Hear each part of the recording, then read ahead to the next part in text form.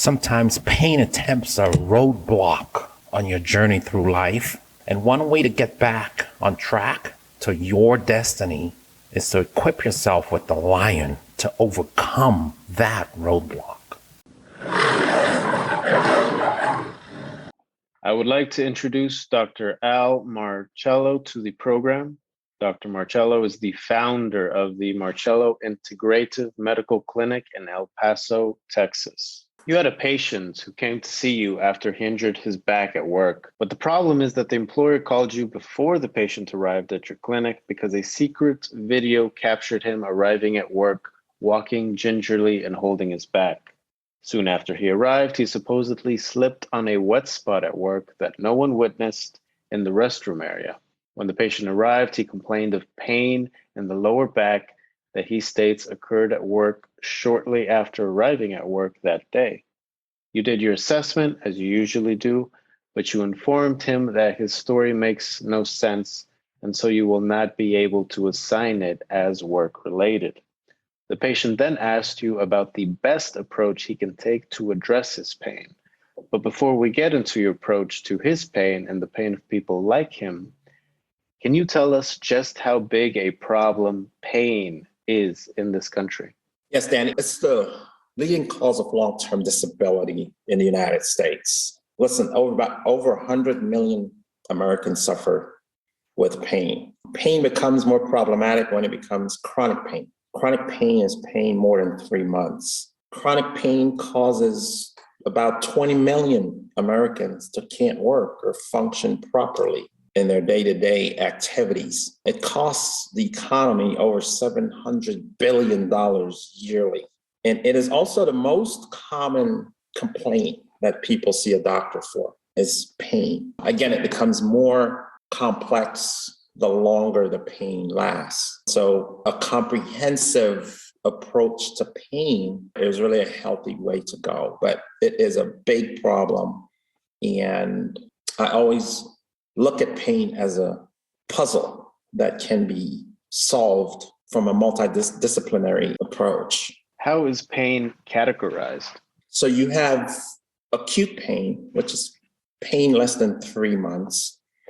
And then there's chronic pain, pain more than 3 months. Now, there's more technical stuff we can get into beyond that, but for the sake of this conversation, you can simplify it as such. There's pain from cancer, there's pain from injury, there's all many different categories of pain, subcategories of pain.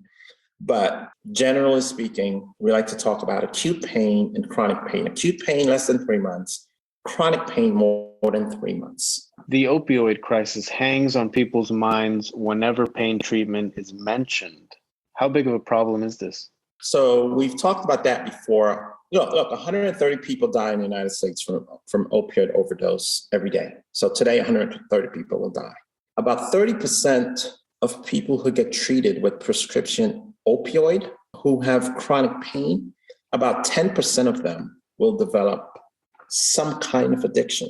Think about that, how huge that is. About 30% of people who get treated with prescription opioid who have chronic pain, of that number, about 10% will develop some kind of opioid use disorder or addiction. And you can think of the dark alley that turns people to eventually. Now, you always talk about pain fibers because, as you say, it makes a difference what the patient is feeling. What kinds of pains are there? So there are pain fibers. We like to categorize them in two categories. There's A delta fibers, which carry pain signals quickly to the brain. So if you get a cut, for example, you feel that pain almost instantly. A delta fibers fire at about the rate of 40 miles per hour. Pain fibers fire on their way to the spinal cord, and then it travels up to the brain to tell you, hey, there's a pain here. And it's a two-way route. So then the pain signals to you, hey, there's pain there at that cut. There's a second pain fiber, what we call C fibers, that carry signals for dull pain. And you can find those in the skin as well as in the organs. And again, they also carry pain signals through the spinal cord to the brain. If there's someone in our audience listening right now who's suffering with persistent pain, who has not gotten relief from all the non-medication frontline stuff, but who was worried about taking medication because of a family member who was addicted to opioid pills, what can that person do right now to get pain relief? One of our approach to getting pain relief, the approach to pain relief is really starts with non-medication approaches.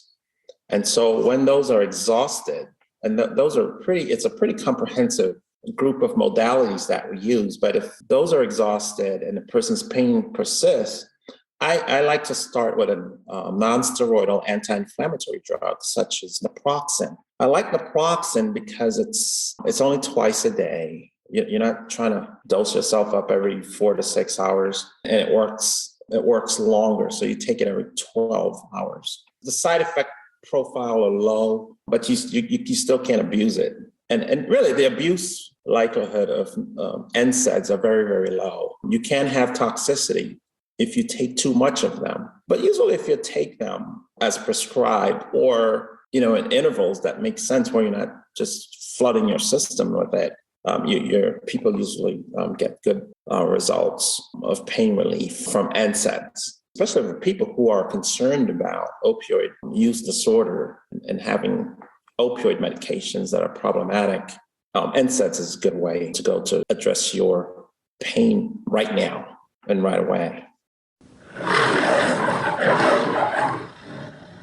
Sometimes pain attempts a roadblock on your journey through life. And one way to get back on track to your destiny is to equip yourself with the lion to overcome that roadblock.